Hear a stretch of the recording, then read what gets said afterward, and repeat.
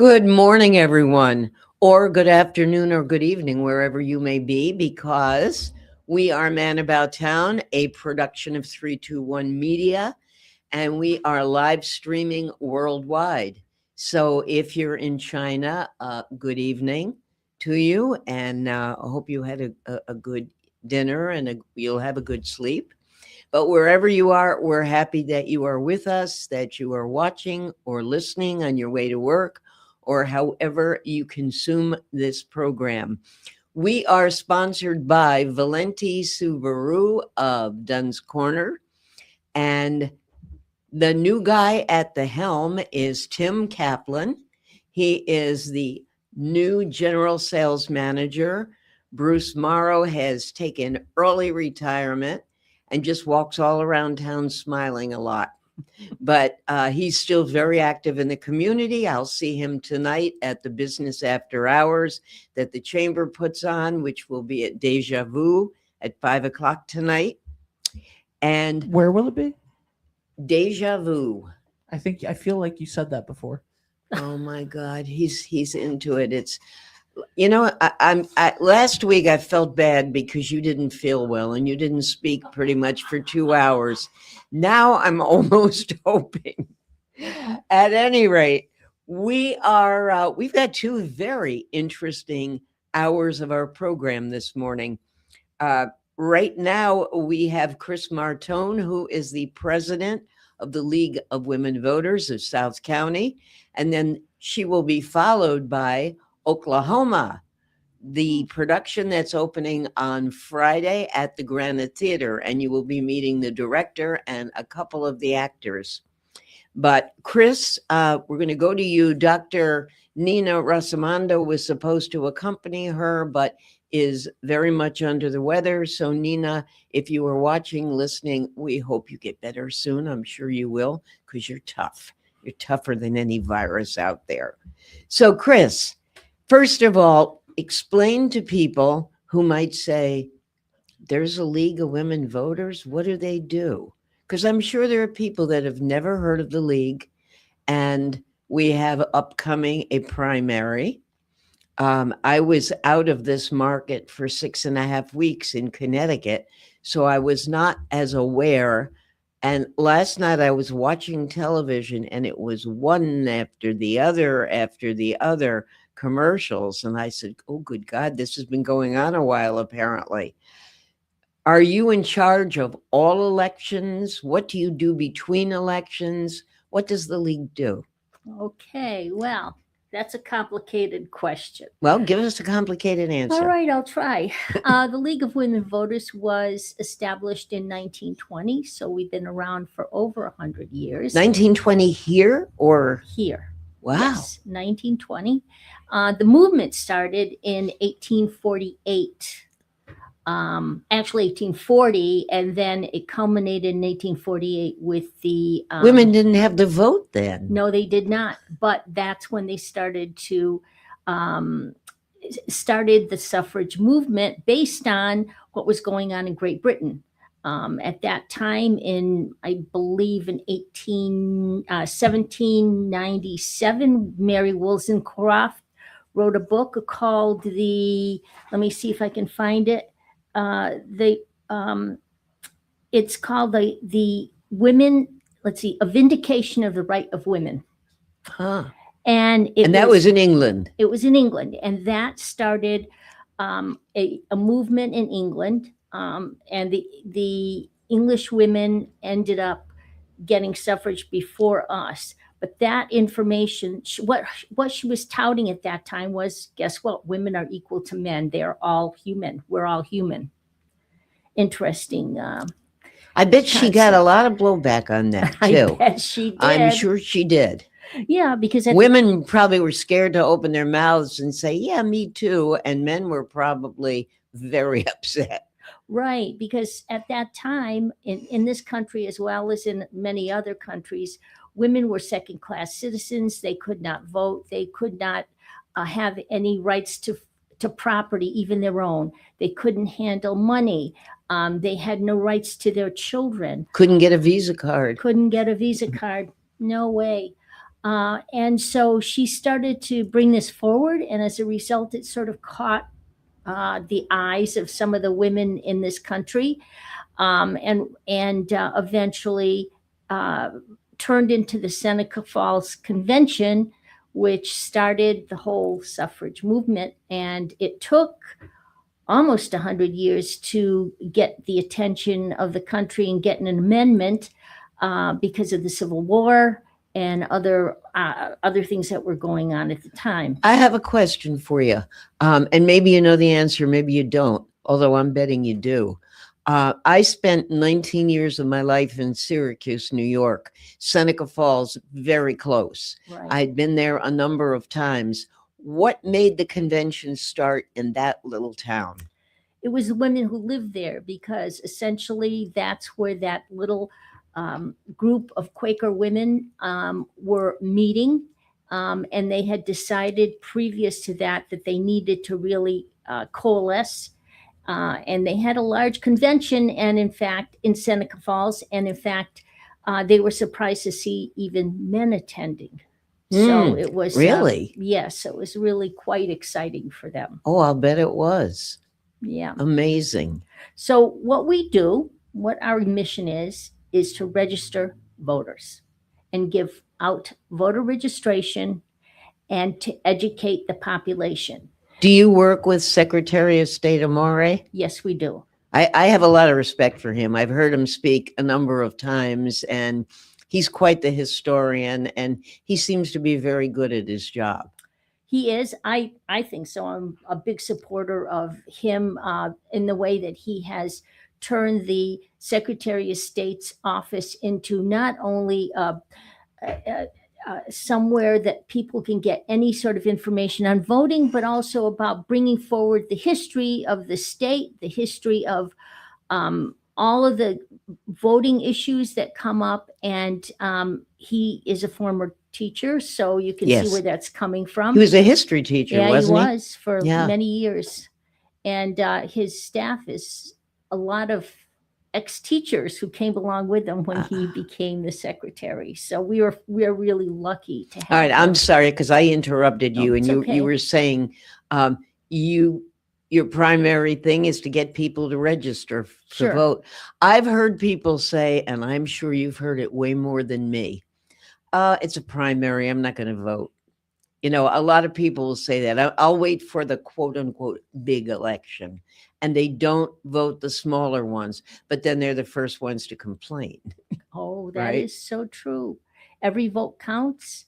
Everything that is in front of you at the time of voting is something that you have to realize is going to affect you locally, because we're not only voting for folks that are representing us in the state or maybe in the country, but we're looking at the votes that come to the candidates who come to us, who are actually members of our town, who are asking us to put our faith in them to run the town in a fiscally conservative, I hope, management, and as well as an opportunity to make changes that have to happen. And so we're looking at not only just the president or the vice president, we're looking at who's running our town council, who's running the school committee. How is that going to impact my child? How's that going to impact me? What's the philosophy of these candidates? Where are they coming from? I used to have a neighbor, she has since moved to another state, but she would say, why do I have to vote for the school committee? I don't have any kids in the school. I don't care. Well, And I think you still have to know who's out there and because the people on that committee are doing things for the school, and the school are the kids that are going to grow up and have parents in the community. I thought it was all part of one thing, but It she is. didn't agree. yeah, it's also budgetary. It's also what is put in front of your child or your grandchild or your neighbor's child at the time that they're learning things. There's lots of ways that teachers can express what they feel, but they have to be somewhat neutral, and they have to follow the rules of the school committee. So they're the ones that are the rule makers. They're the ones that say what can be done and what can't be done. So I think it's important, just because of people's ideas about what should be happening in a school system. It's not, I mean, my kids are grown, but certainly I'm concerned about what the school department is doing now and in the past. Is it, I'm trying to find the right way to say this, because there's so much out there, and there has been for probably the last 2 or 3 elections. Are the votes safely counted? What about voter fraud? I've heard so many different kinds of talk shows about it, pro, con. Pretty much, I hear Secretary of State Amori say that it's about as safe as it's going to be right now. Nothing's 100%, but it really is. It's hard to commit fraud right now. Do you agree with that? I do. I feel that the issue of fraud is sort of a false flag. I will tell you that the league sponsored Ken Block one maybe about 2 or 3 years ago, and he wrote a book. Right. His job, he was, I think it was 2020, he was engaged by the Trump administration to do a study of all the swing states to look for fraud in the swing states, and he found none. Right. And due to that, he's been a persona non grata. Yeah. But I think that if you're talking about a person that I consider pretty much a Republican, I know he's running as an independent, so I don't want to take away from that, but somebody who has been employed by someone like the Trump administration. So they had faith in him when they went to him and said, find fraud. It was like find so many votes in Georgia, right? I don't remember the exact name or number, but I need so many votes. Go find them. Yeah, no. And as a matter of fact, there are many, Rhode Island and Georgia have a lot of the same sorts of safeguards in their elections. So it's interesting how it's portrayed. Interesting. All right, I'm going to get away from this because I want to get to the main reason that you're here. The women of the revolution, especially those ones we haven't heard about. Yes. Tell us about the program you're going to be doing. I think it's great, and I hope to get there. Oh, terrific. Yes. Actually, I'm going to just preempt this by telling you that next week on July 15th, we are going to be hosting Mark Murphy, who's a local Mann historian, who is going to talk about Catherine Littlefield Green, who was Nathaniel Green's wife. And we hear plenty about Nathaniel Green, but you didn't even know if he had a wife. This is true. Yes, and she was born on Block Island, a Rhode Islander for sure, and met Green when she moved to Coventry to live with family members, and eventually married him. One little sidelight I can tell you is that in 1777, the Greens bought a plot of land in Westerly. It is now where the winery is on the corner of Route 1A and Langworthy. Langworthy, yes, right. Correct. They bought that land from Samuel Ward's estate, and Samuel Ward was a Westerly person who ended up being the governor. Long story short, they lived there for a while. So actually, there was their homestead. So why is Murphy, right? Mark Murphy? Mark Murphy, yeah. Why? What's the big thing about her? Why is he going to talk about her? She must have done more than just move from Block Island to Coventry. No, that's true. She followed Nathaniel Green all over the country during the Revolution with her children. Subsequently, I mean, she had children while she was moving. Right on the moving van, right? 4 children during the Revolution. and she witnessed a lot of the conflicts that were occurring. She was there because she didn't want to stay at the time entertaining the upper echelon of the Continental Army was a must. So she was a hostess for many of these meetings of She made the little hot dogs and blankets. probably. Uh-huh.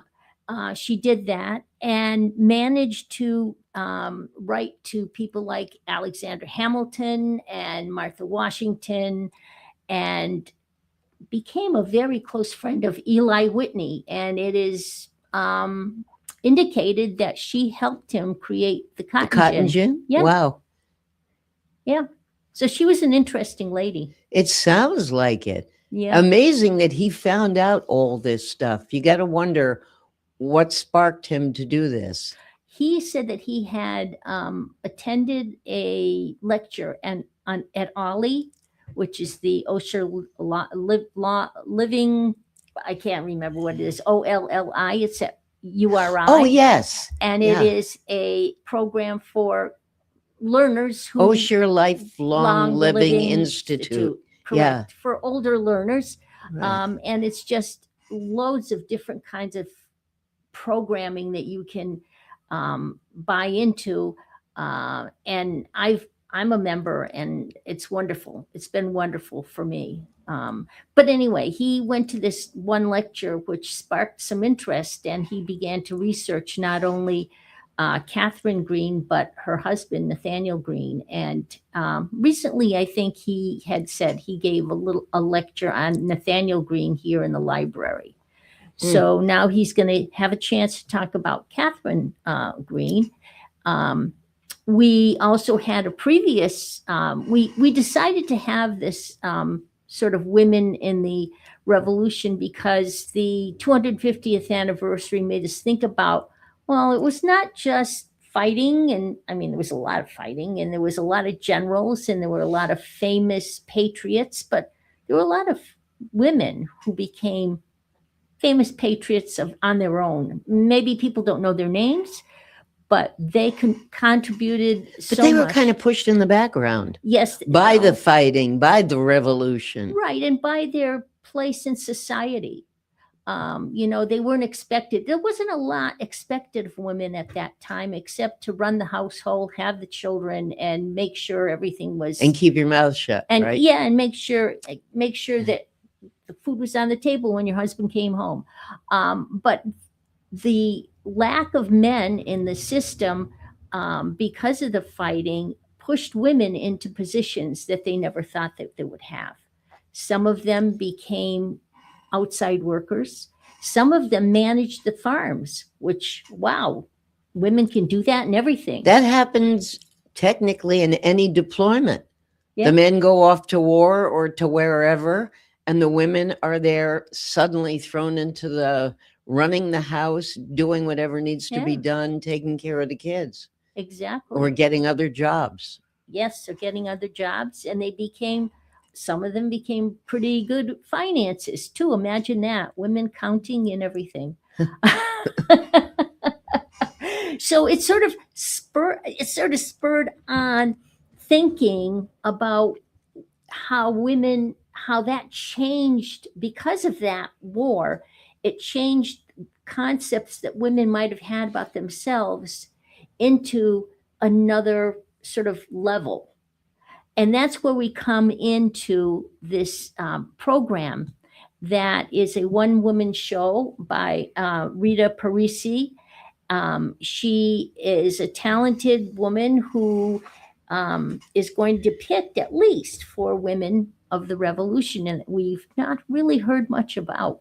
So does she then embody them?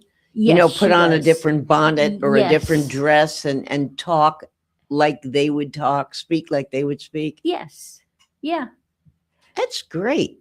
Yeah. I mean, I didn't know if this was just going to be a straight lecture. This makes it, I would think, in addition to adults coming, they should probably bring middle school and high school kids, because you don't see this in history books.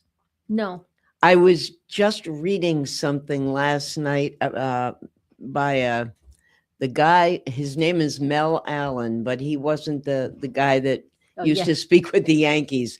This Mel Allen was for many years the editor of Yankee Magazine. Oh. And he's just written a book, and his book is fascinating, all about his stories in New England. And he talked about a professor he had, and he said, the best thing about this, and it was a journalism professor, is he threw out the textbook. We never opened a textbook or used it, but we got the New York Times every day in class, and that's how we learned journalism. So I've said that for a long time about history. If you want to know about World War II or Vietnam or Korea or any conflict, talk to a veteran, because the books might have a chapter and then on it goes, but it's not what it was really like. No. So when you're saying that, that really echoes a lot. It makes a lot of sense. Yeah, it does. It does. I would think, I hope you're getting the word out. It's hard to reach the school kids in the summer, but maybe you can reach their parents, grandparents, and they can drag them there and, tell them, here, well, I'll buy you popcorn in the lobby. But it sounds like it's a fascinating program and a great way to learn. Yeah, we've coupled it with the Women's Equality Day, which is traditionally August 26th, and it's really a sort of a decree signed by the president yearly to honor women and women's equality, we hope. Does Trump know he has to do this? Well, I'm hoping he does. I'm hoping he does. But he's done it in the past, so good. So it's worked so far. But even though he doesn't sign it, we're still going to celebrate. We're going to hear a lot more about this program when we come back. We need to take a break. And this is always my time to say, let our local people shine, please. Watch these commercials and listen.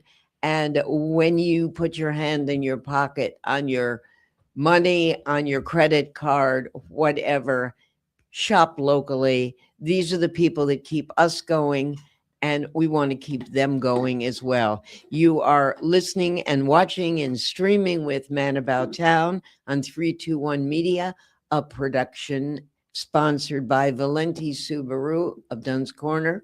And we will be right back with Chris Martone. At Lathrop Insurance, our core values guide everything we do, because insurance is more than a policy.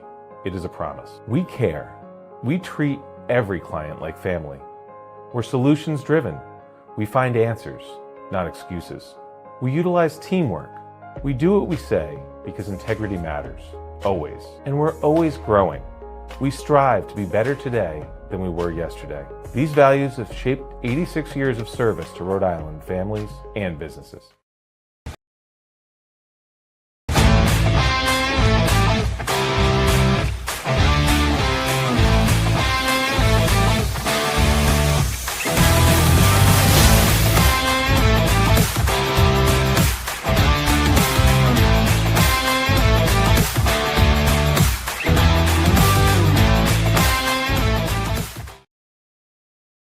At the Ocean Community YMCA, community means showing up across 4 branches and 2 summer camps, all rooted in one shared mission. Every day we bring people together to grow stronger in spirit, mind, and body. From fitness floors to youth programs, from lifelong friendships to unforgettable summer memories. No matter your age or stage of life, there's a place for you here to belong, to thrive, and to be supported. This is the place where everyone belongs. This is the Ocean Community YMCA. Experience local excellence with Roof Right Roofing in Charlestown, Rhode Island. With over 40 years of unmatched expertise, Roof Right specializes in architectural shingles and holds the prestigious title of GAF Master Elite Installers. Known for their commitment to the community and support for local initiatives, Roof Right is your trusted partner for all of your home's roofing needs. Call today for a free estimate at 401-212-4140. Are you looking for a fresh cut in Westerly? Step into Rio's Barber Shop in Granite Plaza. Whether it's a classic trim or a trendy new look, we've got you covered. Experience the perfect cut for every age and style in a friendly and relaxed atmosphere. At Rio's, it's not just a haircut, it's an experience. Visit Rio's Barber Shop in the Granite Plaza in Westerly or give us a call to schedule your appointment at 401-315-2208. Your style, our craft, Rio's Barber Shop. I'm Ryan Collins. I'm the clinic director, specialized orthopedic physical therapy. Every time you come in, you work one-on-one with the physical therapist. Personalized one-on-one care with that person. Working with Wood River is very beneficial because we have great relationships with all the doctors. Do not hesitate to give us a call, come in for an evaluation, or talk to your doctor, and they can refer you to physical therapy. The largest reason we opened up Seaside Pharmacy was to help our community better than the big box stores. We get to know you better, fast and friendly service. So we'd love to have you come in and check out Seaside Pharmacy and see what we have to offer.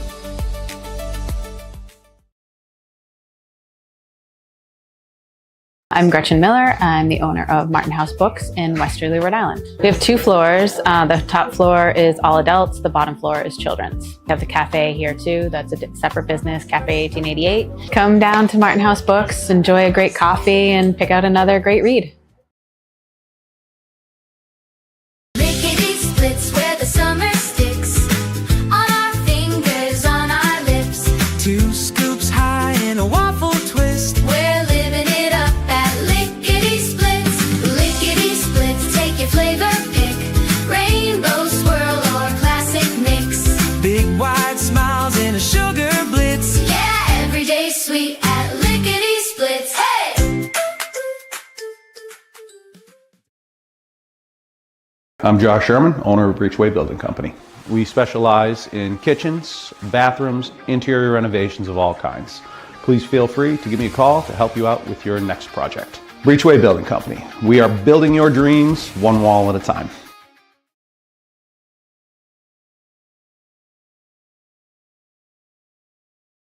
Ever thought about leveling up your fitness game in a fun and meaningful way? Kiefer's Martial Arts on Granite Street has everything you're looking for. Kickboxing, Muay Thai, Brazilian Jiu-Jitsu, and of course, adult karate. It's not just about getting fit, it's about building your self-confidence, discipline, and that unstoppable feeling you get from all your hard work. Stop in to Kiefer's Martial Arts today to sign up.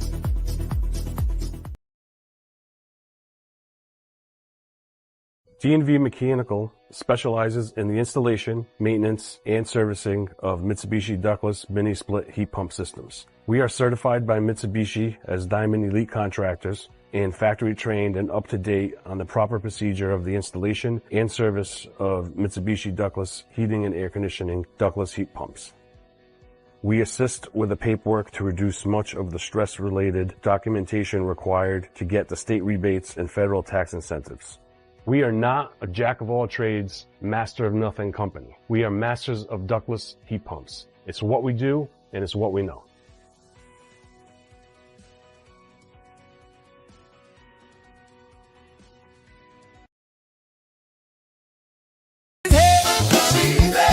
She's everywhere. She's everywhere. She's a man about town and she knows what's going down. And speaking of being everywhere, the people from Valenti Subaru at Dunn's Corner want you to be everywhere in a brand new or gently used Subaru.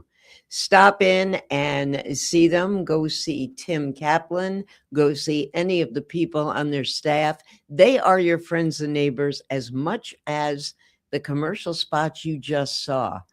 And they are honest, forthright, and they want to listen as much as talk, and then they want you to test drive.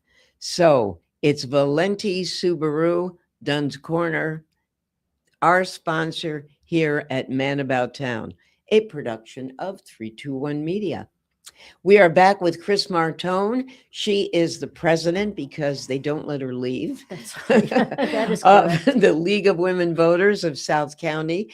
And we're talking about what's happening at the United Theatre August 23rd. Yes. It's like 5:30 in the afternoon. Yes, it is. So for people who might have just joined, why don't you explain what it's going to be and why they need to drag their younger people with them, because it's going to be a fun educational program. And it's going to be education for everyone. We're going to hear about women we've never heard before and some great stories. There are great stories behind all these men that were fighting during the Revolutionary War. They were wonderful women who supported them and also carved a place for themselves. Well, first of all, we're celebrating Women's Equality Day as we do every year. We usually show a film or have a conversation. Sometimes we even have music, but we always celebrate because we want to at least acknowledge the fact that women are equal to men. And this is a yearly proclamation by the President of the United States. I was telling Rona during the break that I believe it was started by Gerald Ford. Could be wrong about that. Does Governor McKee do anything as far as a proclamation for the state? Not that I know of, no. Well, that might be an idea then. That is true. Get a little attention. He's looking for attention right now. I mean, we got a primary coming up, and this would be a way to get some female votes too. Gee, everybody will be jumping on that one, I think. I'm sure. Yeah, so we've been celebrating this day for a number of years now. The league has been doing it. And the presentation is August 23rd, correct, at 5:30. And it features, Rita Parisi, who is an actor. And she portrays 4 different women of the revolution. If you go on her website, you'll see that there's a whole bunch of other women that she also represents. And you also told me during the break, she's not local. No, she's not. Actually, we got the idea because Richmond had done a program with her, believe it or not. Richmond, earlier. Rhode Island, or Yeah, Richmond, Virginia? Richmond, Rhode Island. Ah. They had done a program with her, and we were told how wonderful it was. And we thought, oh, this is great. This is another thing that we can do to show some of the talents that women portrayed during the revolution. There were spies, and there were all kinds of different jobs that women took on, because who would expect a woman to be a spy? Exactly. Wouldn't happen. Yeah, so let me see. I can tell you a little bit about who she's talking about. One of them is Nancy Hart. She was a woman, lived in the southern part of the United States, and she would outsmart the Tory troops every time. She had How so? Well, she had a canny ability of kind of finding out where these folks were and sending them in the opposite direction. And she was never found out. So I guess you could say she was kind of a mini spy. A mini, that's like being a little bit pregnant. Yeah. Right? Yeah. A mini spy. Okay. Yeah. And she was phenomenal in that she was able to put these Tories in their place and help the Revolutionary Guards, the Continental Army, to capture or do what they have to do. Probably because they didn't expect a female to be a spy. Well, this So- is, yeah. So that had to give her an advantage right there. Yeah. And I'm reading here, she's characterized as a tough, strong, and resourceful frontier woman. She outsmarted them and killed them too. Wow. Imagine that. So it's an interesting story about her. She was born in North Carolina. And so it's interesting. A lot of these women came from conflicted families in the sense that the wife would be supporting the Continental Army and the husband would not. And there's a woman, let me see if I can. So there'd be division right within the household. Yeah. And that would be interesting. Mary Gould Almy, I believe she's the diarist. She wrote every day about, she lived in Newport. Every day she wrote about what was going on. She owned a boarding house and she kept a journal in 1778, documenting the events leading up to the Battle of Rhode Island. So yeah, though she had loyalist views, her husband had fought for the Continental Army. So there's a switch, isn't there? It sure is. Yeah. Yeah. So is she also going to embody her? She may, yes. And Mary was, her journal is in Newport at the library. And it was published 100 years ago. So that's an interesting twist. She liked to be a loyalist. Wow. Yeah. But the fact of the matter is that she was able to embody what everybody, there were different ideas and different thoughts, but she was able to put it down on paper so that we could read it today and read what her perspective was and why she might have seen things differently than the women who supported the Continental Army. And her sister married a man who was selling the stamps for the tea. Really? For the Stamp Act. Yeah. Yep. So it's interesting. Yeah. Family reunions must have been a lot of fun too. Oh yeah, I bet. Having that Thanksgiving turkey wasn't quite the same. Exactly. So I'm going to keep throwing this in for people that, maybe needing to write it down or go online to your website. August 23rd at the United, but tickets are available now. They can buy them online. Yes, they're $50 each, and the reason that we're charging, of course, is to pay Rita. Sure. And we always have a celebration, so we're having pizza free of charge from the League of Women Voters. So if you want a piece, if you're starving on August 23rd, come on over and have a piece of pizza and talk with us. We have a little discussions afterward. Hopefully we'll get Rita to come in and talk a little bit as well. And at the same time, the last time we showed a film last year, and it was after 9 to 5. I think it was the redo of 9 to 5, the original movie. Mm-hmm. And we had a great discussion. And that leads to a lot of different avenues to touch on. So it's always good to sit around and talk with people. I would think so, Yeah, sure. yeah. And with a live actor, I think you're going to get a lot more discussion than you might have from just a film. Yeah, I'm interested in I thought you were going to say from a dead actor. He woke up. I finished editing the video. But I think that I'd be interested in knowing why she chose these women. Yeah, exactly. That's interesting. Well, she must have seen something in them that would make it interesting as an actor, that they just weren't dull, boring women. If that diarist just wrote in the diary and that was it, big deal. Yeah. But if the diary was scandalous in some way, or if the woman had a lot of oomph to her, that would make it great for an actor. Yeah. Yeah. And here's another one. Prudence Cummings Wright.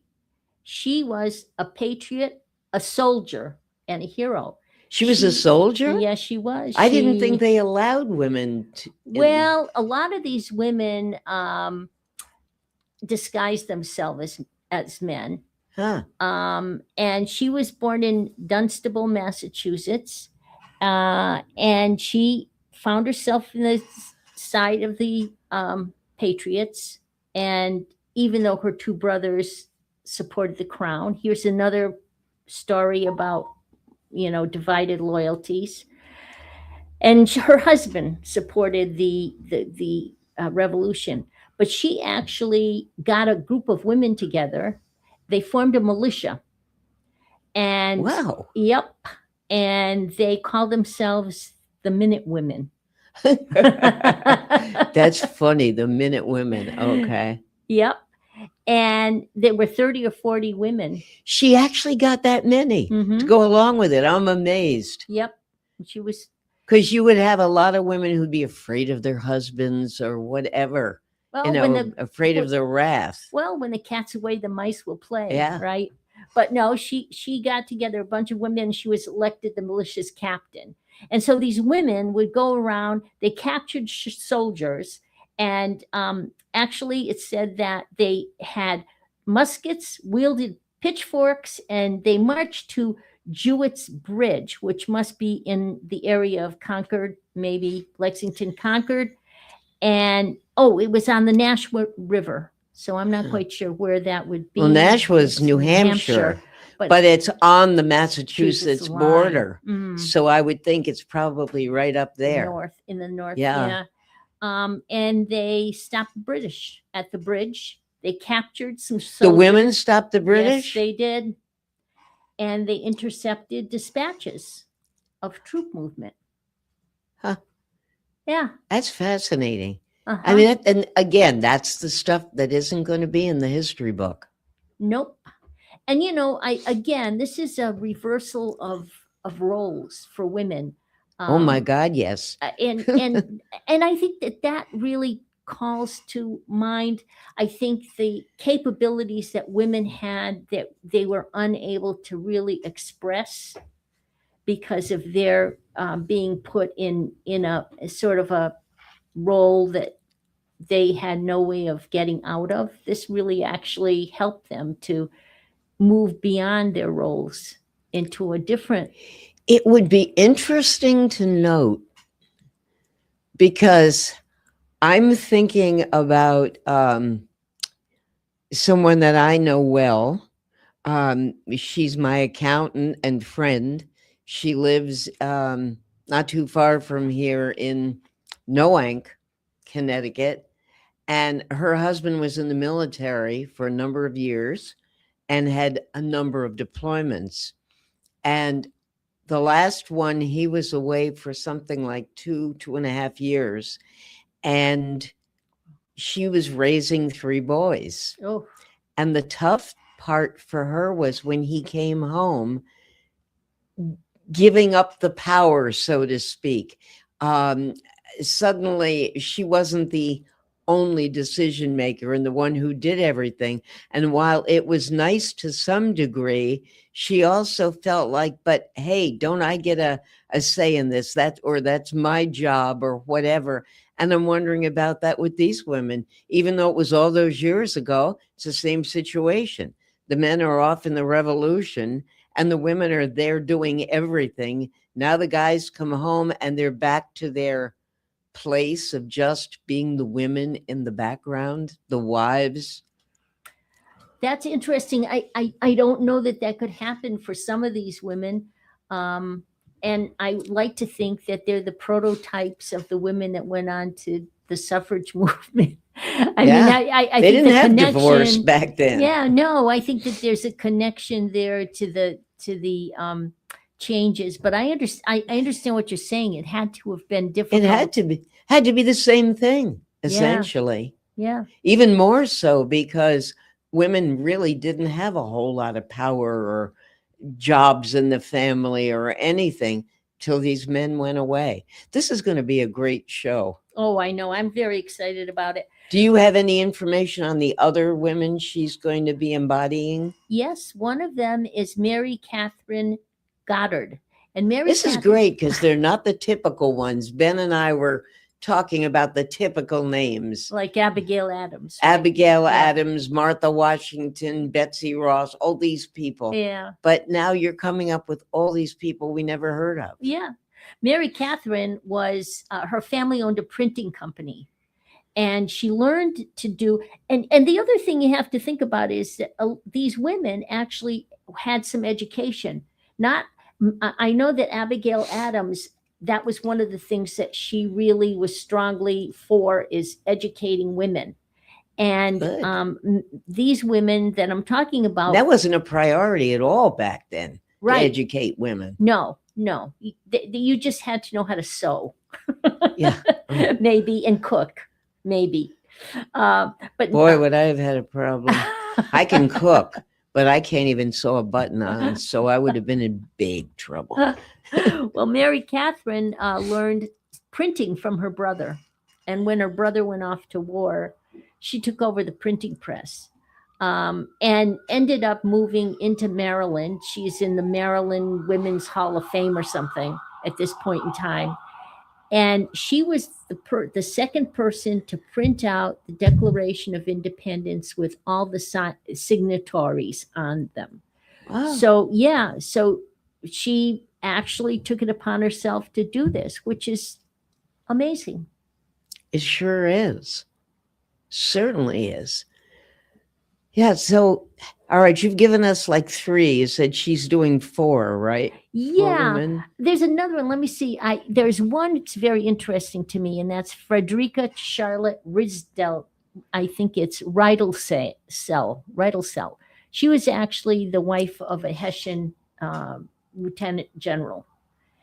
They came over here for extra special work when the Hessians came and joined the English to fight us. And she kept a journal. Really disliked the Americans and was very, very forward about her opinions. Her husband, not only, and her journals still exist. She was a baroness. So she was, for a woman of that time to come over to this country and follow her husband around was quite the thing. And she was a historian. She wrote her perspective. That's the whole thing. It's interesting because you get a whole perspective of what was going on, not only from the Continental Army side, but from the Hessian side or the English side of what was happening. Right. And unfortunately, we don't have the information that the British have. They saved every piece of paper. We, now we recognize the fact that anything written down, the history is so important to us. But at the time, people didn't save everything. I think that's why we know so much about Abigail Adams and some of these other educated women who put their thoughts down on paper and who hoped to change the minds of many people about what was happening at the United States at the time. To be fair, I guess, though, they were an empire and we were like the rebel. Yeah. So, it was chaos for us, and it was like a Wednesday on for the British, which is also why I'm not surprised that they saved everything and we just have whatever we can find. And also, there's a lot of post okay, hey, let's tell that story about what happened instead of having the actual notes from it. Yeah. But that makes sense to me. Yeah, it does. And I mean, if you see some of these British history television shows or representations, you can see that their history is so full of information because the king was so important to them, and any decree he came out with, I mean, I don't know if anybody has gone to the State House to see the museum there. I didn't know there was a museum at the State House. Shame on me, but I did not know that. Well, it's a museum of Rhode Island history. It is. It is. They are moving it, hopefully across the street and expanding it. This is another project. That's an Amori project. Yes, it is. Yes, I have heard of that.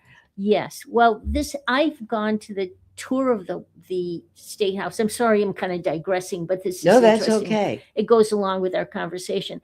I've been to the State House tour before, but this past winter, my husband and I went. I finally dragged him there because I haven't talked about it. They have the original. Well, they have one of the original Declarations of Independence. I think there's a number of them that were written out. I think there were 3 in Rhode Island, and one is now sort of making its way through the towns and cities. but there's the declaration from King Charles that makes Rhode Island an entity. And you can see the whole declaration. It is beautiful. It is huge. It's behind glass, but you can see it's all calligraphy. It is just a beautiful document. And it's worth taking the ride up there to see it. It is an amazing thing. And I'm hoping that this museum that Secretary Amore is planning will be that much better. I knew that for a long time, a lot of the documentation was saved, but they had no place to put it. But he eked out a little spot in the State House, and then I think he's now making it that much larger. Good for him. Yeah. We've only got a couple of minutes left, Chris. I think it would be most important to once again tell people what it is, when it is, where it is, and how they can get tickets. All right. It is August 23rd at 5:30. That's a Sunday. It is at the United Theatre. It's a one-woman show about women of the Revolution. The tickets are $50 and they can be purchased on the website, the United website. And on my little last so words- on the United website, not on yours. Not on us. United.org. Yes. And I just want to say, if anything else, I'm going to urge people, please vote. The league does not care who you vote for. The league is interested in getting as many people out there as possible. It's every vote is important. Every election is important, no matter whether you think it isn't or it is. It makes a difference. And if your I vote could makes put a my difference. 2 cents in, when you vote, if you don't happen to care for the candidates that are there in the voting booth, you can do write-ins. Yes, you can. I know the very last election, I did a write-in, and I felt very proud of myself for doing it. Did I know that person was going to have any kind of a chance? No, but I felt good about it because I was giving my opinion and what I felt, and because I didn't care for the 2 people that were running. Yeah. And I appreciate that vote, Rona, that you gave me, but I was a little too young to be president at the time. So it was for the president, as a matter of fact. I was a little bit too young to be president at that time. But this is a good time to you can tell vote for me everyone now. that upcoming, we have our friends from the Granite Theatre. We have Addison Rausch, who is going to be directing his first musical, Oklahoma. And we have 2 of the actors. They will be with us after these messages. Again, I thank Chris so much, Chris Martone, president of the League of Women Voters, South County. And as she said, get out and vote. Yes. It doesn't matter for whom you vote. Don't vote for Ben, though. He's got enough to do. Please here. don't vote for me, because I don't want ever to hold elected office. Thank you. And we will be back after these messages with everything Granite, everything Oklahoma. If you want a sweet treat or a bite to eat, if you're shopping for the week or a great piece of meat, there's only one place to go. Meet me at Dunn's Corners Market. Meet me at Dunn's Corners Market. If you're here for the weekend or you're here for a lifetime, meet me at Dunn's Corners Market. I'm Dale Sold, the owner of Shoreline Painting and Cabinet Refinishing. My vision for the company has always been to elevate paint contracting. When you call, you get a live person. Typically, we have estimates out the same day. We have really good communication with our customers daily. We make sure you're completely happy before we leave the project. We service residential and commercial customers. The commercial work we do is typically more community-oriented. We just completed a expansion of our shop. We added 3 more spray booths to allow us to increase capacity. You can find us at 77 Stillman Ave in Pawcatuck. You can find us on our website at shorelinepaintingri.com, or you can call the office 401-834-1684 to book an estimate.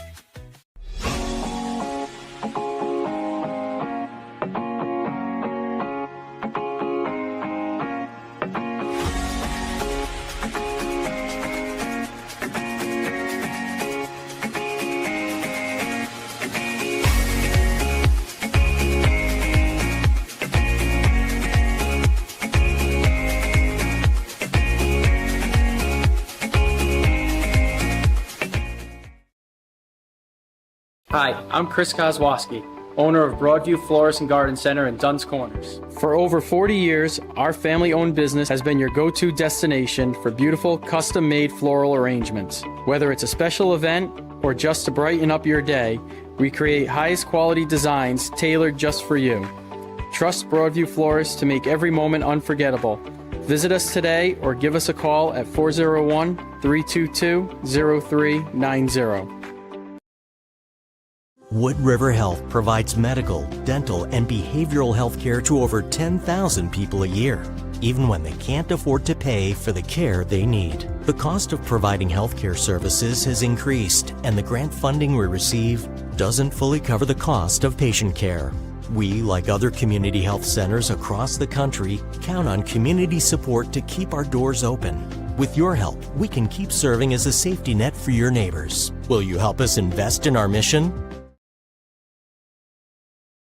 Hi, this is Dan from Lathrop Insurance. Here in Rhode Island, we take pride in taking care of our own. At Lathrop Insurance, we have spent 86 years helping families and businesses protect what matters most. Whether it's your home, your business, or the legacy you're building, our team is here to provide peace of mind through customized insurance solutions. We're proud to support high school sports across Rhode Island because when our community grows stronger, we all win. Lathrop Insurance. Personalized protection, local expertise. Visit lathropinsurance.com to see how we can protect what matters most to you.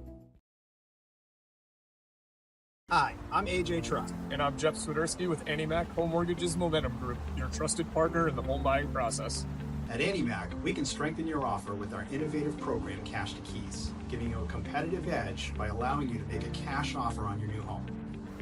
Together, we've helped over 1,000 families move into their dream homes, and we'd love to do the same for you. Give us a call today at 401-486-0853 to get started.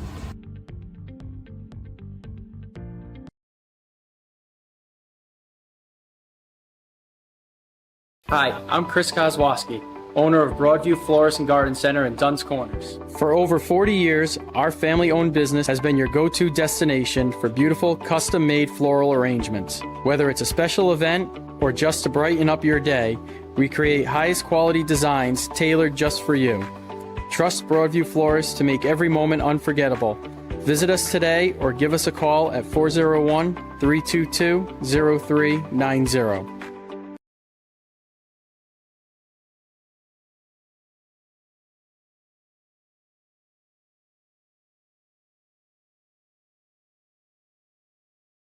Hi, I'm Neil Anthus, owner of Sound Financial Partners. We're a full-service financial planning practice dedicated to optimizing your investment, tax, and cash flow strategies. As fiduciaries, we always keep our advisory clients' best interests in mind when making recommendations. Whether you're preparing for retirement or growing your business, we're here to help you achieve your financial goals. Ready to start your journey to financial success? Visit us at our Wesley office or give us a call at 401-642-4333.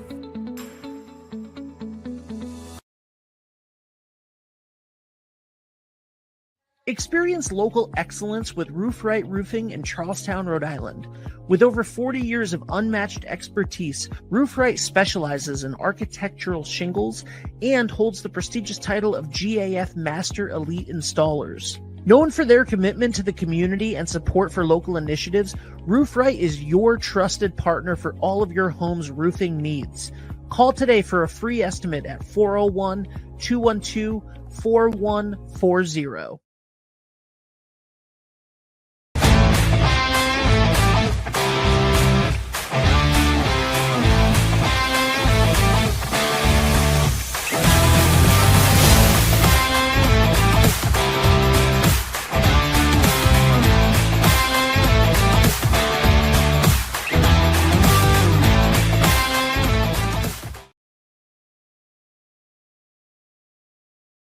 .321 is about so much more than sports. We're about community, family, small businesses, nonprofits, and sharing stories that deserve to be heard.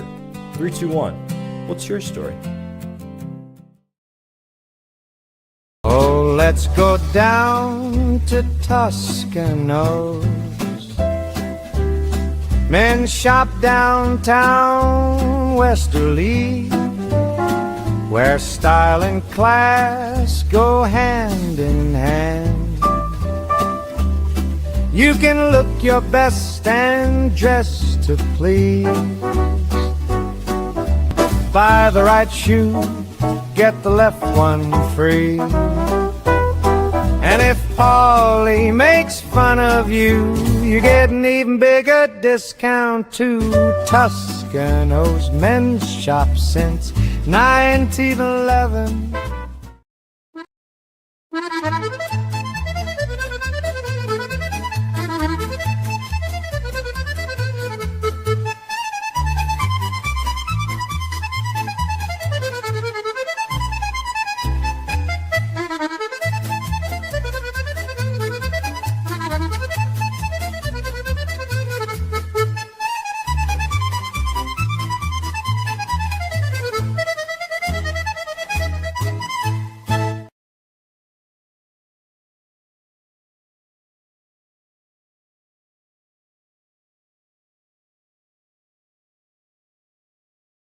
Wood River Health provides medical, dental, and behavioral health care to over 10,000 people a year, even when they can't afford to pay for the care they need. The cost of providing healthcare services has increased, and the grant funding we receive doesn't fully cover the cost of patient care.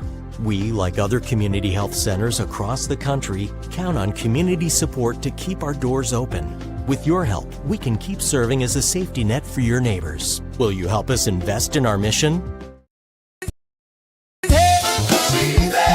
She's everywhere. She's everywhere. She's a man about town and she knows what's going down. Hey, welcome back, everybody, or welcome in if you are just joining us. This is Man About Town. We are a production of 321 Media. We are sponsored by those wonderful folks at Valenti Subaru, Dunn's Corners, and we hope you will go in the next time you're looking for a car, or maybe you'll just get your appetite whetted for a new car or a new gently used car. Great people, they are our friends and neighbors. And now Tim is at the helm, Tim Kaplan. So go into Valenti and tell them that Man About Town sent you in. And as I announced earlier, we are back with one of my very favorite things, theater. And that is the Granite Theatre. They are doing their summer musical, and they're doing Oklahoma. And I did, Addison, I did tell everybody your big secret that you always hated it, always hated the musical, and how you've turned it around. And I loved your email that you sent out this week about it. And it was turned around because of the talent of the local people. It's interesting because when I was saying, and Ben, who is owner and producer du jour, when I was saying that, I noticed, Ben, you were nodding your head when I said he always hated Oklahoma. Are you one of those as well? I don't like Rodgers and Hammerstein. That's right. I forgot. Yeah, in general, I'm not a classical musical theater lover. I much prefer everything, the new stuff, but not Andrew Lloyd Webber. Post Sondheim. Not post Sondheim and after is more my speed. I don't really like a lot of. You're not the My Fair Lady. No, My Fair Lady's actually My Fair Lady's pretty good. But no, I don't really love Music Man, which I know is a Rodgers and Hammerstein, but I don't like. Get me into the '60s.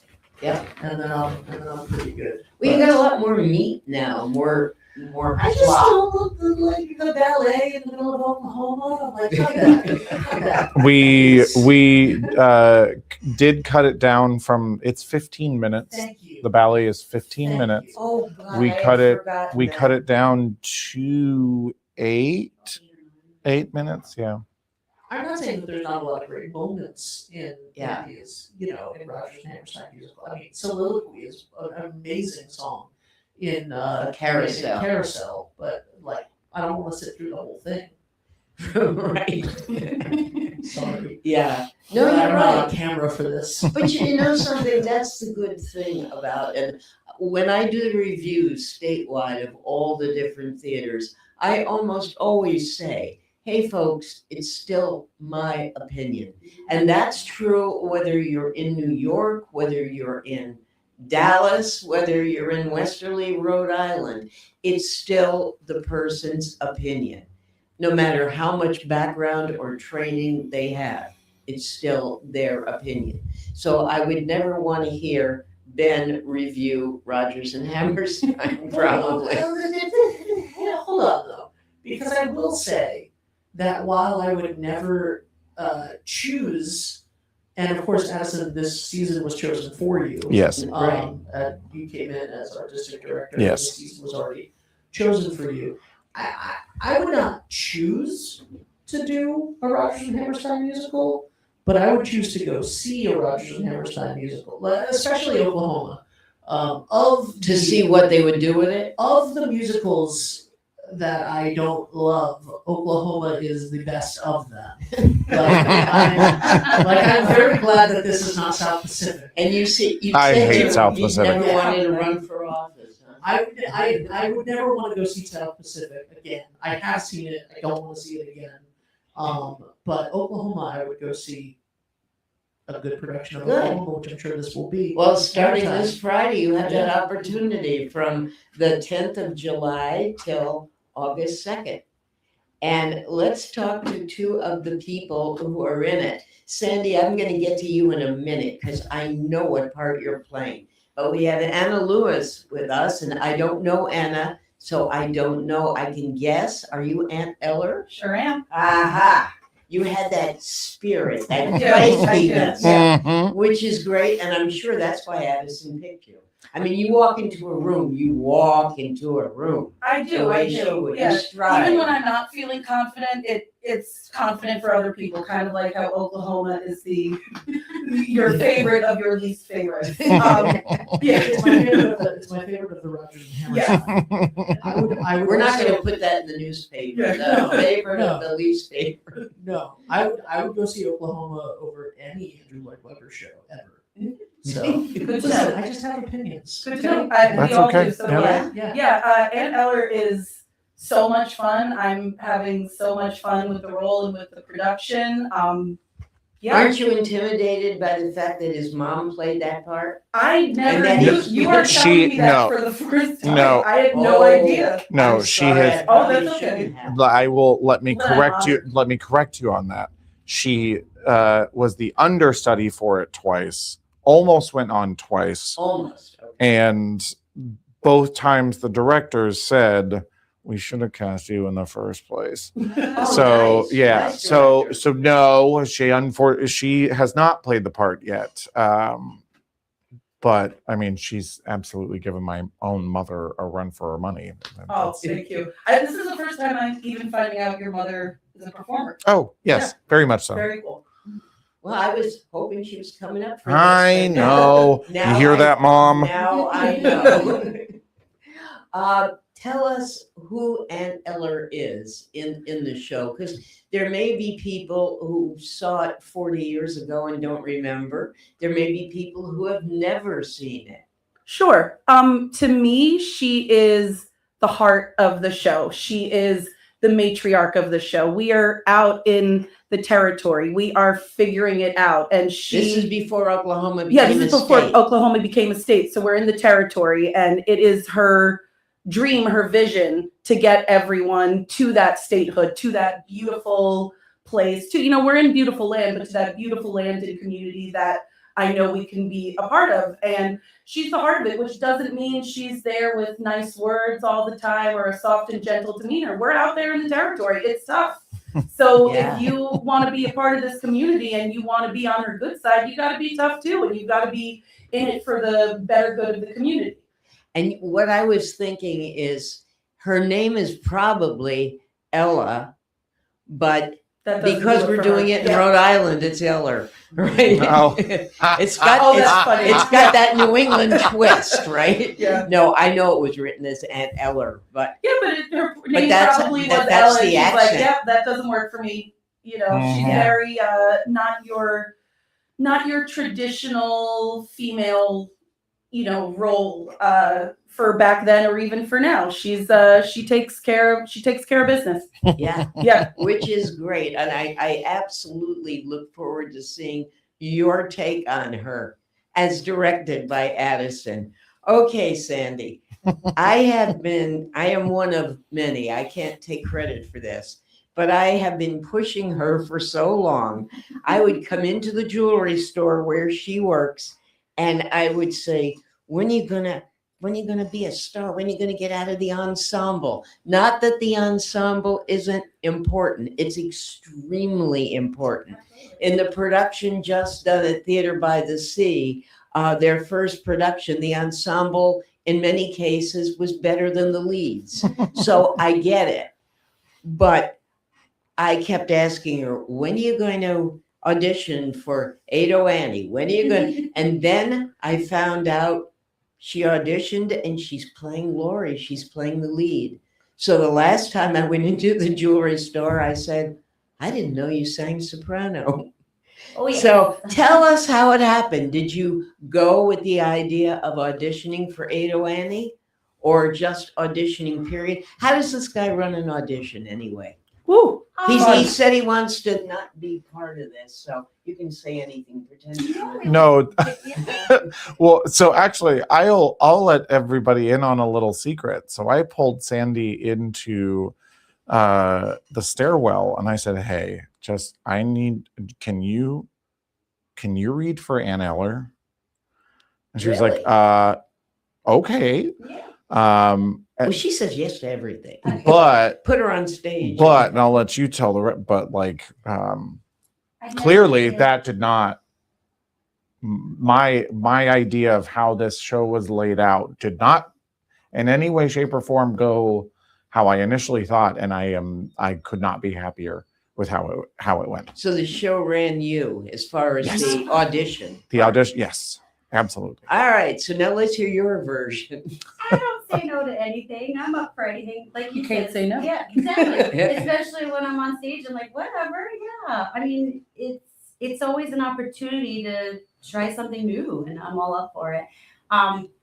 But I just went, auditioned for whatever. I thought, hey, if I make ensemble, I'll make it my own, Well, when I don't know how, and everybody runs their audition differently.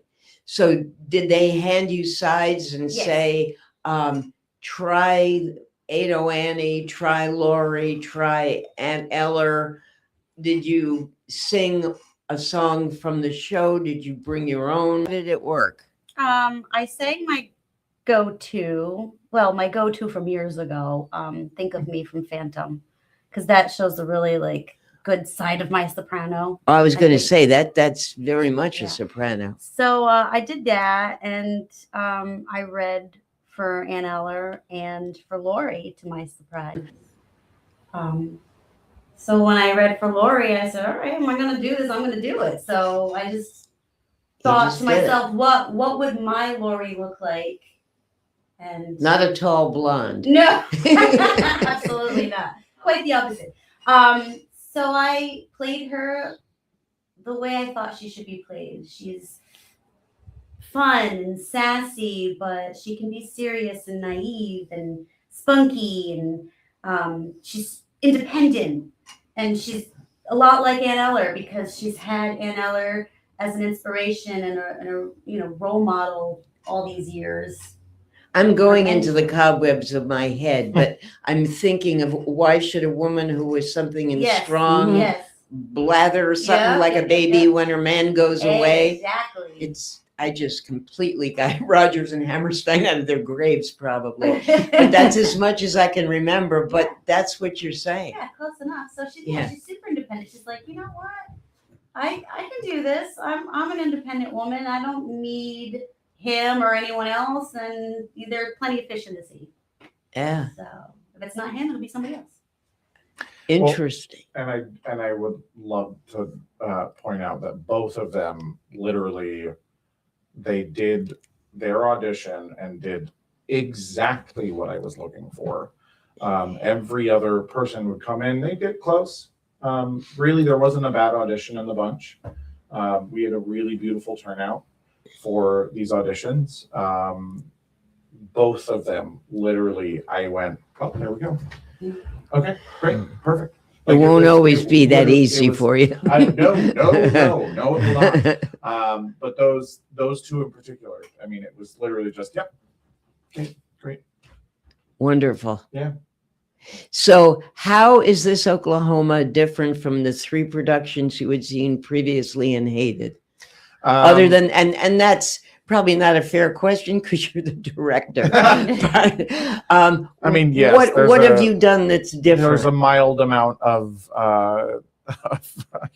biased. And you've cut the ballet. We know yes. that. Well, so yes, for starters, we cut some of the Kansas City dance or ballet, as they sometimes call it. We cut all of the Many a New Day ballet, which I always hated every time I saw it because I was like, oh, Jesus Christ, just get on with it. Yeah, ballet doesn't belong in the territory back then. It doesn't.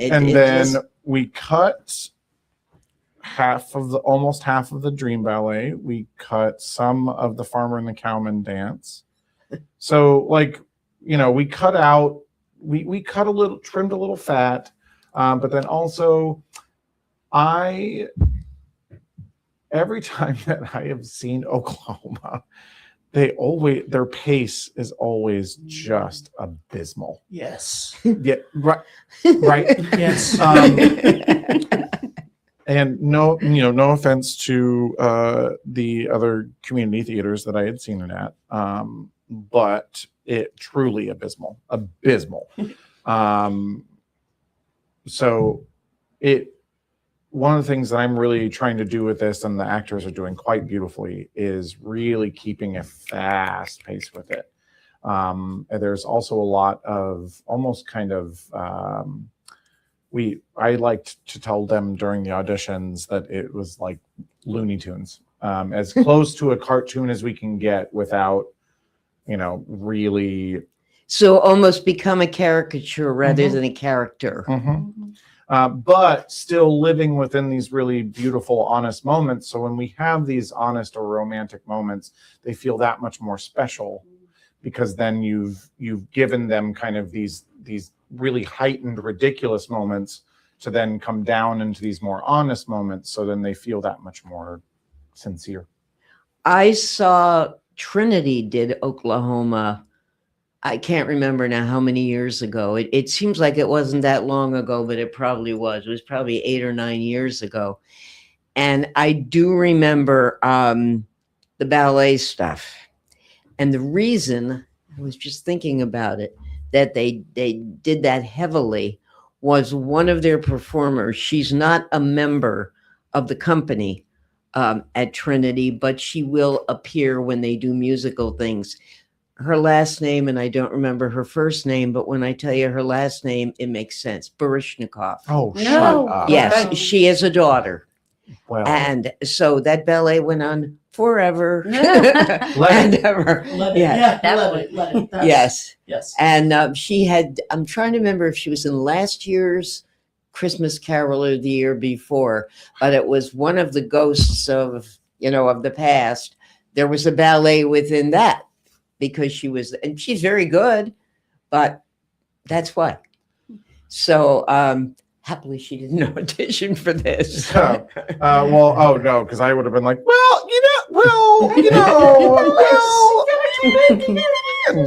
See, now you're very polite because you're from Texas. I mean, in New York, it would have been 2 bars of music, and thank you very much. Next. Well, and then also speaking of music, we have also turned up the tempo of a few of the songs. Good.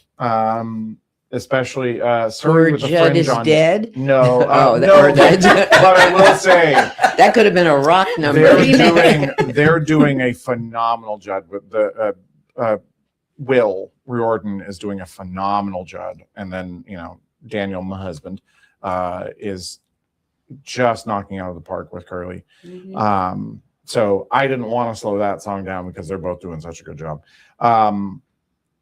But yeah, Sorry the Fringe on Top is almost double speed from how they so that it's even the end, because the end usually comes slower and on so that. that's the whole point of it. Is You're slowing down the beginning the of it is he's talking about, there's literally, he says what, whizzing along or something like that, or he has a line about how fast they're going, and then the song is normally like dum dum dum dum dum dum, dum. Like those horses are going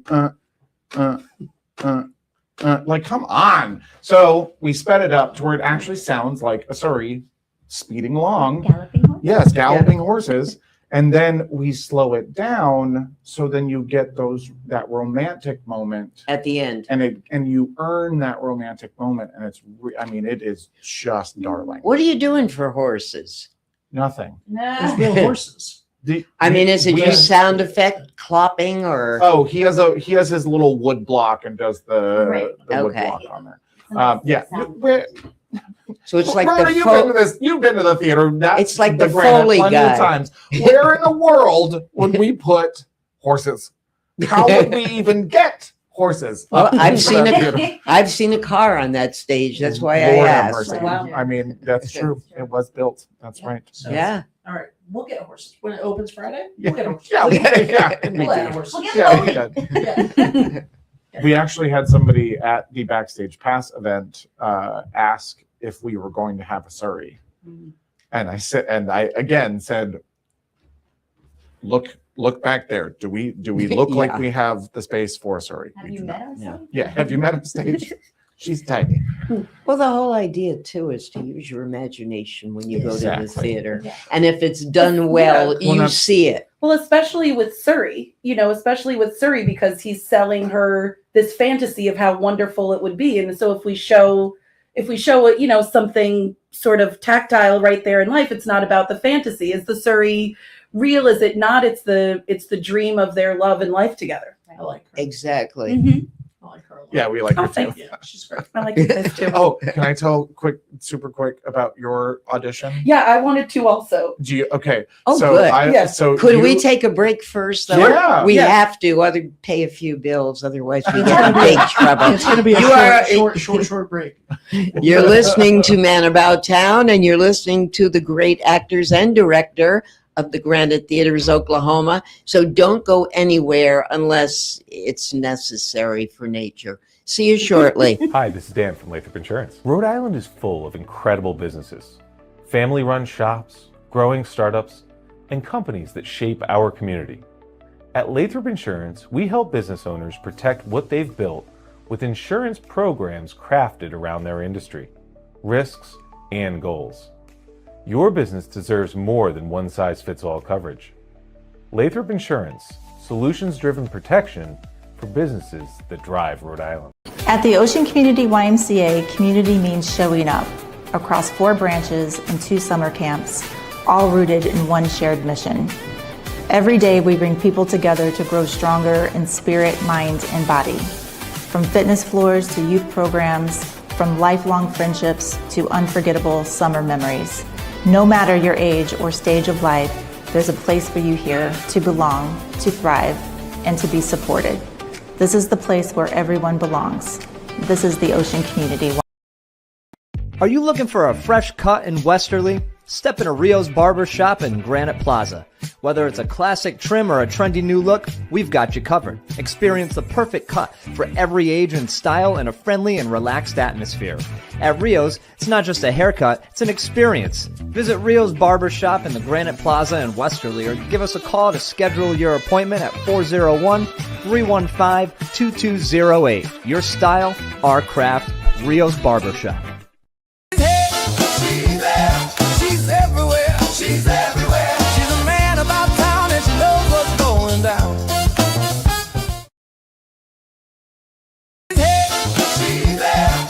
She's everywhere. She's everywhere. She's a man about town and she knows what's going down. And we are back. And as I've often said, the show's sometimes better off the air in the breaks.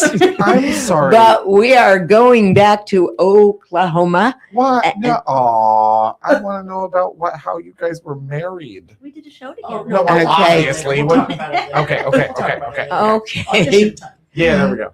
All right, let's go back to Anna Lewis's audition. Who's taking it first? I'll go. So to start off, I am a trained actor. I used to do theater in New York City, which is my hometown. And then, my day job was teaching kids, and I had 3 kids. And it's not like I ever said, oh, I'm not going to do theater anymore, but life just took a different track. And then in April, one of my daughters was in a show, and my daughter was wonderful, but the production made me sad because the theater values just were not there. And so from this place of like sadness and disappointment about the theater that I was exposing my kids to, I was like, let me look online. It was 5:00 in the morning on a Sunday morning. My daughter's show had closed the night before. So 5:00 in the morning, I'm like, oh, I heard that they do great children's theater at the Granite, which they really do. But I was like, let me look into this. And then I was like, oh, okay, well, they're doing Willy Wonka in August. And I was like, oh, they're doing auditions for Oklahoma. Huh, I could do that. And then I was like, oh, auditions are today. So I just kind of went in. I didn't even think about preparing a song. I was just like, I'm going to get dressed and I'm going to be present and I'm going to warm up my voice and I'm just going to go. And so I went, and Addison had said this comment about like, we're doing Looney Tunes. We're just going all out.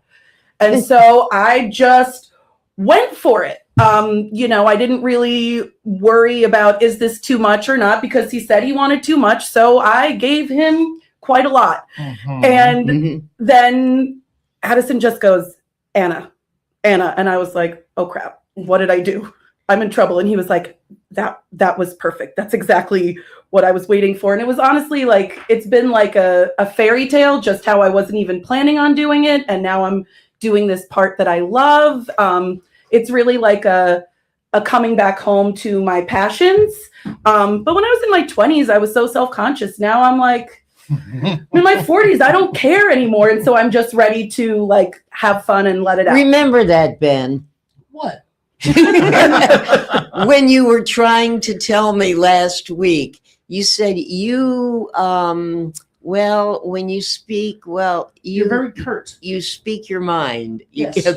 You kept saying, well, I'm not in my 20s. So there. Yeah. I'm her new best friend. Okay. All right. Now I want to hear Addison's version of the audition. She showed up probably an hour-ish early. And we were like, hey, I'm so sorry. We don't, if I remember correctly, we only had one person in that time slot, but then we had like a bajillion in the other two. Mm-hmm. So I was like, can you just wait for the other time slot? She was like, yeah, sure, I don't care. So then sure enough, so I had been telling and again, this is nothing against any of the ladies that auditioned for Ann Eller, because they all did a very good job. A very good job. I will say that. However, she got the job. She got the job, and then for this very reason, because I said I want it to be larger than life.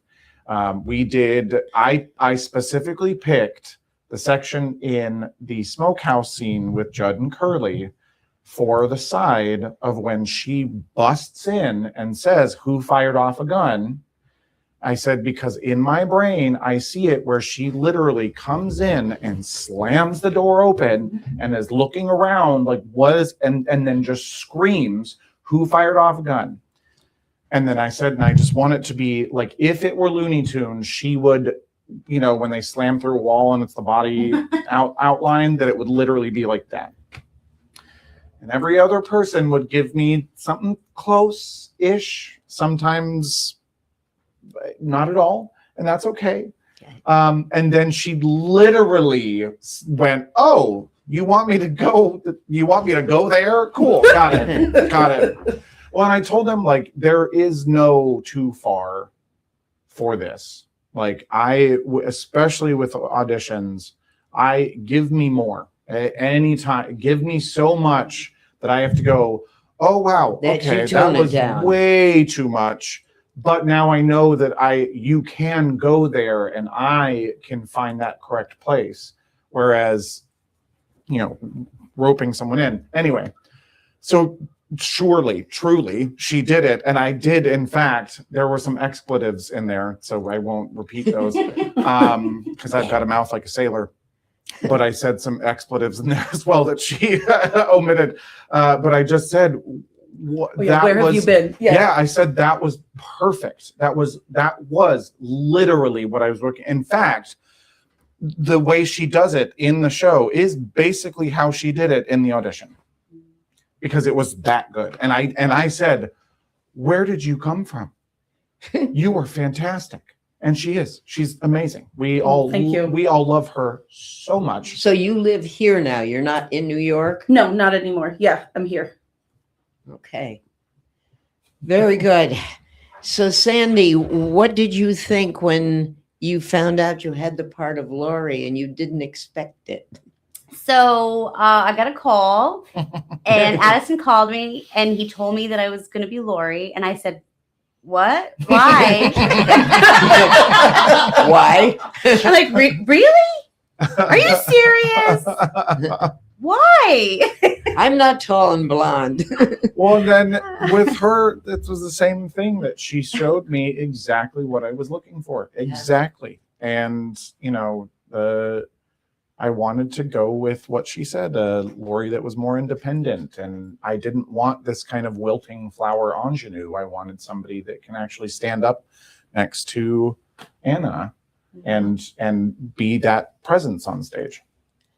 It's a great take. How many are in the cast? 20. Ooh. 20. So you're herding cats on that stage. Because yes, I do know the size of that stage. Wow. Yes, very much so. But it's one hell of a herd of cats, I will say. Oh yeah. Yeah. There's Sure is. the cast we have put together is truly spectacular. And they work well together, obviously. So well together. I see so much admiration and respect here. Like when I say they have so much fun on stage, there have been a couple of times. I mean, hell, anytime that we would be blocking, there would be a lot of times where I would have to be like, guys, we need to focus. We need to focus. Yeah. Sam Eaton and Liza Romano, when we would be blocking their scenes, they're playing Ada Wanny and Will Parker. There would literally there's a scene before, there's a very short scene before All or Nothing that is, I think, 7 lines, maybe 8 lines. And it took us 2 hours to block it because we were just like goofing off and laughing and having fun. So the cast we've been having so much fun. The artistic process. Yes. But you know what? That's great, because theater shouldn't be serious all the time. You've got to have that break too of just being able to laugh, even when you're doing just straight. Yeah, even when it's serious, you have to have fun doing it, and you have to share that. You have to tell the story, you have to have fun, you have to share it. Yeah. And we are having quite a lot of fun. And that makes me feel that the audience is going to have a ball. So let's have a commercial, Addison. Let's talk about how people can get tickets, because now they're saying, okay, I'm ready. Yes. I've never seen Oklahoma, or I saw it when I was 20 and now I'm 85 or something. How do they get tickets? They can go online to granitetheatre.org. They can also call up to our box office. They can also show up in person to the box office. We are open, I believe Caitlin is there from 9 to 5, Monday through Friday. And I would say the easiest way is obviously to go onto the website, granitetheatre.org, and there is a section that has our tickets in there. And you can actually pick your seat. Mm-hmm. You can pick your seat. And also you might want to throw in if someone needs parking, especially handicap. Yes. So we have limited handicap access. So that is best to call up to the theater and arrange that. Should you need it. But I would say I've been telling that, I mean, how many times have I said this show is going to be so good? Over 100. Millions. Over 100. So I don't want to let him down. That's pressure. Well, and you're not. Like it truly, like I've been telling anyone that will listen that this is a show you really don't want to miss. The talent in this show is unlike any other that the Granite has seen. Awesome. Yeah. Well, I know when I was in the jewelry store, and let's give them a commercial. Negrelli's. That's there where you go. Sandy works. Nice When I was tag. in Negrelli's a couple of weeks ago, I said, "How's it coming?" And she said, 21 more days, or whatever yeah. the number was. Countdown. The countdown. You could just feel her excitement. And if they're excited on stage, that will come right over those footlights, right into the audience. And you'll want to be part of it. You have evening performances, but you have Sunday matinees. Yes, correct? and the Sunday matinees are selling out super fast, crazy fast. They always do. The first Sunday matinee is almost completely sold out. Oh, nice. Yeah, and Wow. yeah. Nice. And as much crap as I gave Rogers and Hammerstein earlier, Now he loves the show. They don't know. No. I was gonna say that obviously the theme of Granite this year is America, right? Mm-hmm. And for the 250th, and this is really the Great American Musical. It is the musical that put this form of art on the world stage, and it is musical theater. The way that musical theater is done really kind of started with Oklahoma and became this thing that is now beloved across the world, and that it's a very American art form, and it started with this. So Oklahoma is a beautiful thing to be doing this summer, and that now.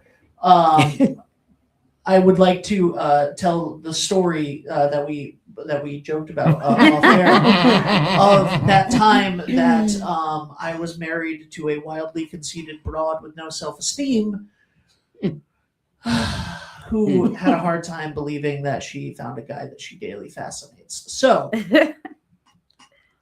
Sandy. That sounded like lyrics. I feel like I know that's It's not not lyrics. lyrics. It's actually script. Oh, Okay, my that's why I was God. like, wow, man. Yeah, It's that like, was- you want to write our next show? Yeah. He's so good. Let me tell you, he's an excellent director as well. Well, this Good to show know. that we're about to talk about was not an excellent show whatsoever. No, this is the biggest snake bit production I've ever attempted to do. But we played Larry and Joanne and Company. Yes, we did. 14 years ago. I love that I show. don't remember a lot. I was 3 months pregnant. Oh my God, that's right, you were.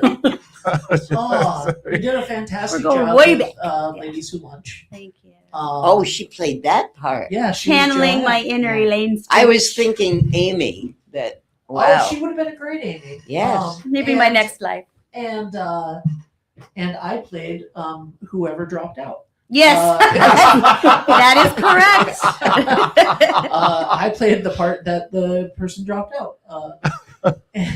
So what really stunk about that though was that he was also our musical director. Oh, and yes. and he a good friend, but lied to us and told us that he was going to be here for the entire summer and he wasn't applying to any jobs anywhere. And then 3 weeks before the show, left and moved to Arizona. And it was like, hey, I'm moving to Arizona tomorrow. And it was like, you couldn't have possibly gotten that teaching job that day. Anyway. How the is Ben whole show- doing? He's doing good, I guess. I don't know. The whole show was a mess, but it was fun. It was fun. We did it at the Stonington Como. Which was the million degrees. It was the hottest thing I've ever experienced in my entire life. It was like last week, but worse. Yes. Oh my God! But it was lovely to be married to you for that time. For a hot minute. For a hot minute. Thank you. Literally a hot minute. Literally. Thank you to Brent for loaning me your wife for a summer. He built a couple things too. Did he? Yeah, I think my sister still has that cart. Oh the my bar God. cart The in her bar cart. basement. That was a cool bar cart. That was. Oh God, just the worst production. Like I think that there's a DVD of it, and I will never watch it or Can't show it wait. to anybody. I know, Yeah. right? And where Get my was popcorn. Ben? Yeah. Where was this? This was we did it at the Stonington Co-op. Yeah, I know. Oh, okay. Yeah. And was it more than one performance? It was a weekend. It was a Oh. weekend. It was a performance. weekend. Yeah, it was a weekend. Lost performances. weekend? Wow. I lost a ton of money on that show. Oh. Only show I've ever done that lost money, but I lost a ton of money. It's worth it to be on that married show. to Sandy, honestly. It was, honestly, it was. Also, Sandy. Yeah. What you did a bunch of shows with us back when we were doing theater. My Yeah. question is, what was a better experience for you? Was it that, or was it when we made a fully improvised movie together? Oh, I still think about that sometimes. Do you? Yes. I'd never want to watch it ever, but I still think about it. Should we? I was about to say, well, it looks Yeah, like Addison there and I may are or may ready to not be watch it all. a clip coming up. Yeah, should we? No! try to find the- There may or may not be. Dun, dun, dun. You do not. Please tell me you don't. I have it. No, No! I have it. I don't. I'm trying to find it right now. No, I hope you don't. No, I'm trying to find I it. think we could cut the show short. I'm trying to find it. Hold While, on. while you're No! trying to find it. Yeah, you guys talk about whatever. I will find this video. Oh, please don't. Please don't. I do have something I'd like to say about our Absolutely. production of Oklahoma. It's the like Ben was saying, it's the original kind of all-American musical. It's hokey. It's hokey. Well, so's Looney Tunes. That's Well, what he of course, well, wanted. that's the thing. It's hokey, but often you see these like productions where people are like, okay, they're taking it like really messy and seriously. And Addison is like, it's hokey. Play into the hokey. And sometimes like we'll do something and he'll be like, that was so stupid. And that's a compliment. He's like, that's exactly the way I want it. So I feel like once we're in that structure, it just kind of sets us free. And it still is authentic, but it is larger than life parts of it. And the other thing I wanted to say is everyone's talking about the ballet and this and that, and just, Addison saying how great these numbers are.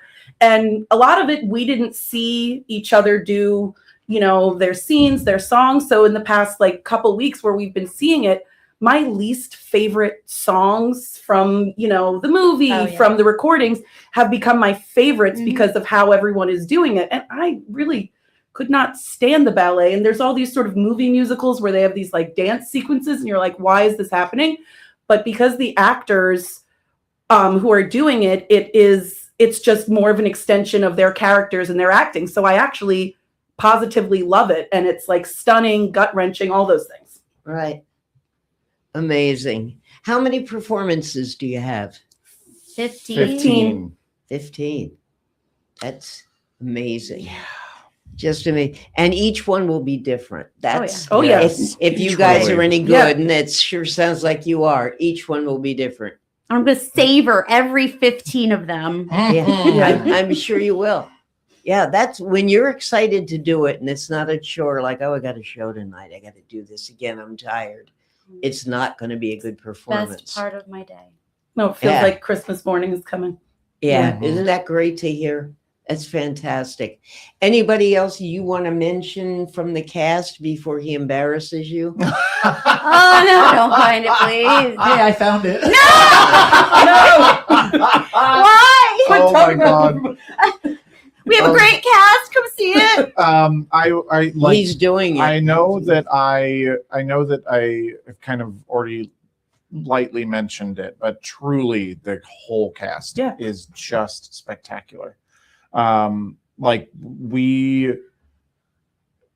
couldn't have asked for a more beautiful cast that works so beautifully together, that is willing to be stupid and silly in front of each other, but also like relish in it and have a good time with it. It's like you said, it's hokey, it's silly, but it's also we also really do play into the flip side of that coin, and we really play into the romance, and we really play into these very like sweet and beautiful moments. They have a moment at the end of the show that will not a dry eye in the house, not a dry eye. There will not be. we might. Crying. Like I literally cried. Yeah, no. Yeah. It's kind of crazy because there's this beautiful relationship between them. And, usually as an actor, you're like, okay, this is this meaningful part. I need to really work on this. And from months ago, whenever I think of Lori marrying Curly, it just tears me up. And that was just sort of inherent from like reading through it, inherent from just like, knowing you. I mean, we always said like, oh, let's spend some time and really work on our relationship. And you have kids, I have kids, we have jobs. Like it never came, but it did. Oh, but it did. It was something that we didn't even have to work at. It's just, yeah. And now we're friends forever. That's right. Yay. Yeah. Wonderful. Are you going to do this or not, Ben? No. Oh, well, he had it. Come on. I don't know. I'm not gonna do the singing part. I'll do this. Okay. I'll allow it. I'll allow it. I've lost If you control. must. If I must. Okay, so Okay. this is a romantic comedy. Oh my God. Okay. Oh yeah, no, this is terrible. This is a romantic comedy. Oh, this is too good. This is a romantic comedy that is fully improvised, a la Curb Your Enthusiasm. Right. Yeah. This is the end scene. This is the ending, the climax of the movie. She has left her verbally abusive boyfriend. She is going to audition for a school in New York that we actually all went to. Yep. For real. Yep. And she's going to audition for a school in New York, and she has left him for her best friend. He is not happy about it.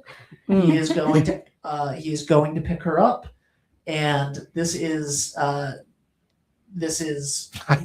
I'm I'm a better actor now, I promise. Yes, you guys can see it on your screen, right? Oh, good. Oh my No, God. I don't see it. My acting has improved, FYI. Hold on. Okay. Okay, there Oh, we yeah, go. okay. Oh my God. Here you go. I All right, am, you guys can when see it I on your say screen. I Yeah. am just I was very young. All right. thrilled. Ready? Shut your mouth. I am so excited. No, I didn't. All right.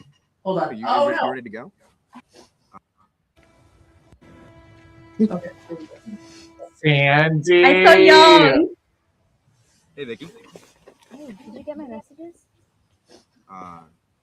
No, I didn't. All right. Hey, you ready to go? I have a ride. I didn't want to bother you driving me all the way up Wait, there. this is improv, right? Yes. Then he did not adhere to yes and. Right. You're off the hook. You don't need to bring me over there anymore. You don't need me to bring you there anymore? Right. What does that mean?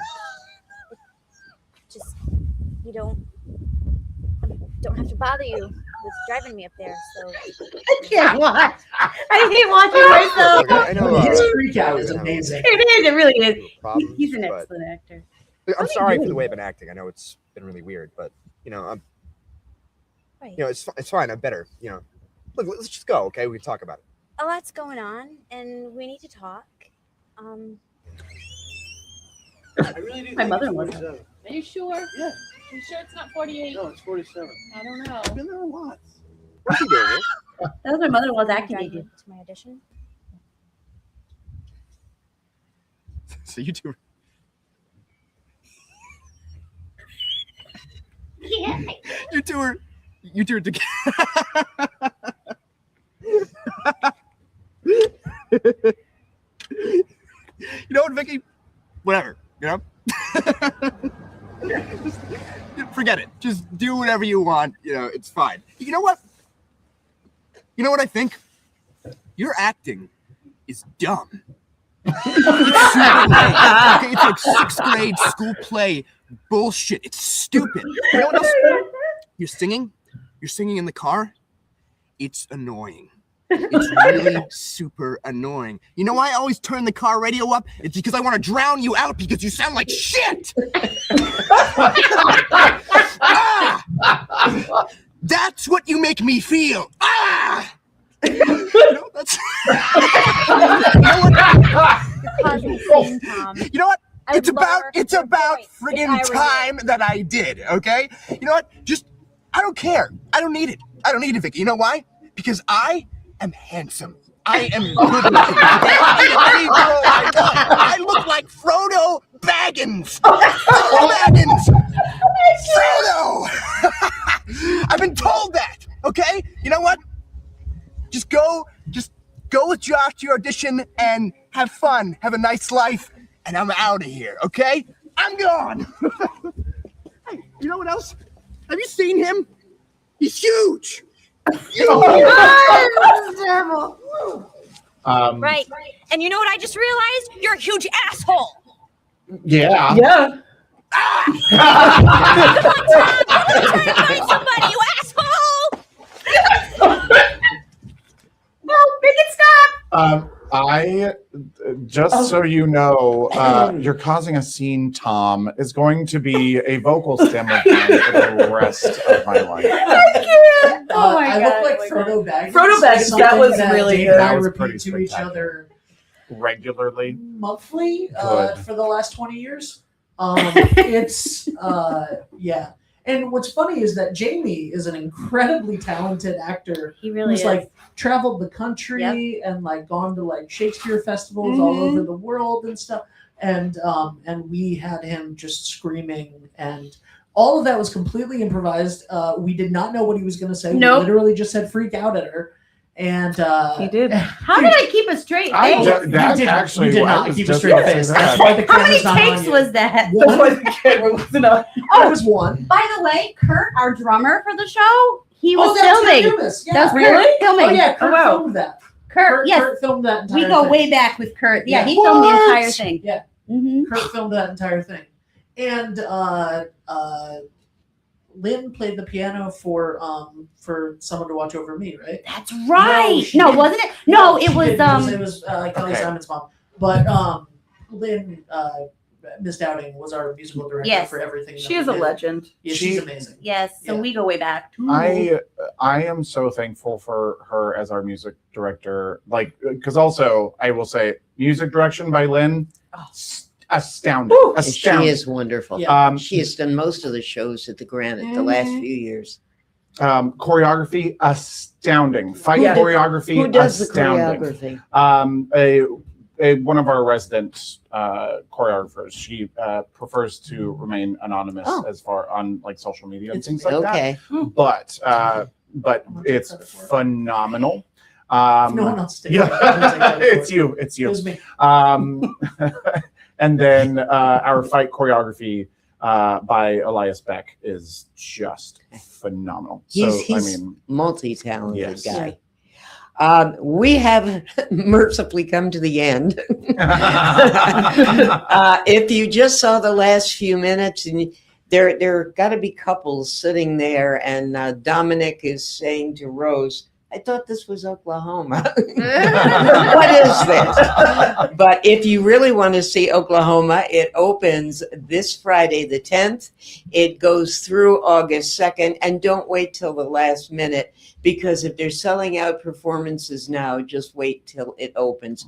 Thank you all for being here. Thank you. Next week, among a cast of thousands, we will have, being the third Wednesday of the month, we will have Bill Doherty from the Mystic Luxury Cinemas, South County Cinemas, Madison Cinema, and the Westbrook, Connecticut Cinema. He is always entertaining and lets us know everything that's going on, and he brings free popcorn. That's why we have him coming back all the time. Be safe, be well, get your tickets to Oklahoma. And as they say every week, do not be afraid to take a risk, because when you take a risk, that's when the door of opportunity frequently opens.